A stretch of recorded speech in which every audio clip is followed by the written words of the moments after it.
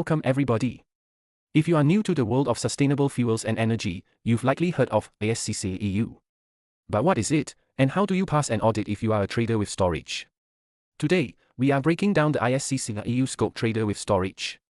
Whether you're preparing for your first audit or just want to understand the basics, this is for you. First, let's clear up the ecosystem.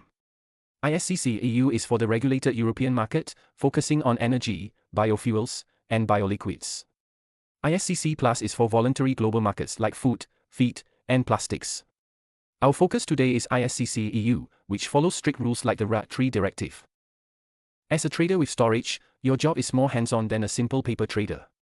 You physically receive, hold, and dispatch sustainable material. Because you touch the product, your audit includes a physical site inspection, checking things like weighbridges and storage tanks. Your biggest duty: maintaining site-specific mass balance bookkeeping for every single location you use. On audit day, the auditor will review your paperwork and take a site tour. They'll check if your weighbridge scales are calibrated and if your physical tanks match your site plans. If they find a mistake, don't panic. You have the 40-day rule. You have exactly 40 days to fix any non-conformities before your certification is at risk. To wrap up, remember these golden rules: no POS, no claim. Match physical to digital. Your ledger must reflect your physical silos. Trust but verify.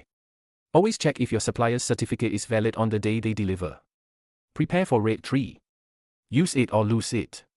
You must show actual material flow to keep your certificate active. Self-diagnose first.